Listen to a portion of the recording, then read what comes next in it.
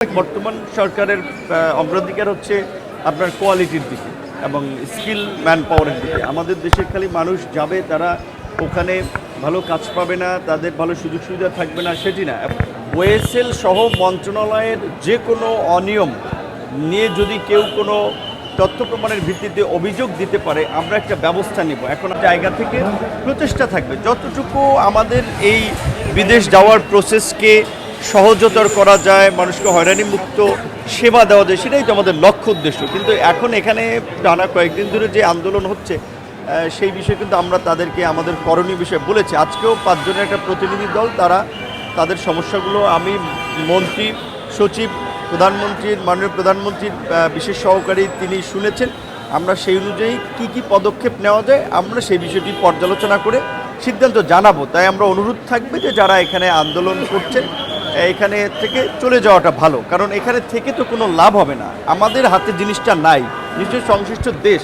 আমরা চেষ্টা করব যে বাইলেটারাল আলাপ আলোচনার মধ্যে দিয়ে এটাকে যতটুকু সমাধান করা যায়। ওয়েসেল সহ মন্ত্রণালয়ের যে কোনো অনিয়ম নিয়ে যদি কেউ কোনো তথ্য প্রমাণের ভিত্তিতে অভিযোগ দিতে পারে, আমরা একটা ব্যবস্থা নিব। এখন আমাদের বিরুদ্ধে একটা কমন কথা যেটা বলে আর কি, ওইরকমভাবে অভিযোগ দিলে তো আমরা ব্যবস্থা নিতে পারি না। এখানে অনেকে অভিযোগ করেছেন যে কোলাব, যেটা কোরিয়ান ভাষা শেখায়, সেই আপনার সেন্টার এবং আমাদের ওয়েসেলের দু একজন কর্মকর্তার কথা বলেছেন যে তাদের বিরুদ্ধে অনিয়মের অভিযোগ।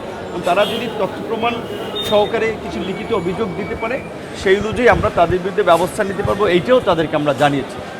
এখন বর্তমান সরকারের অগ্রাধিকার হচ্ছে আপনার কোয়ালিটির দিকে এবং স্কিল ম্যান পাওয়ারের দিকে। আমাদের দেশের খালি মানুষ যাবে, তারা ওখানে ভালো কাজ পাবে না, তাদের ভালো সুযোগ সুবিধা থাকবে না সেটি না। এবং এখানে যে বিভিন্নভাবে মানুষ গিয়ে প্রতারণার শিকার হয়, সেই ক্ষেত্রেও আমরা খুব কঠোর মনিটরিং ব্যবস্থা গ্রহণ করছি।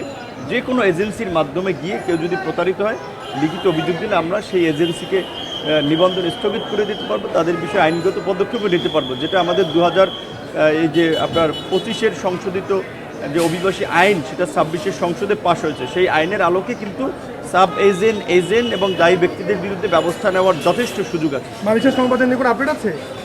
এটা দুই দেশেরই ওয়ার্কিং কমিটির আলাপ আলোচনা চলছে। আশা করি সময় মতো এটার বিষয়ে একটা সিদ্ধান্ত জানা যাবে। থ্যাংক ইউ, ধন্যবাদ।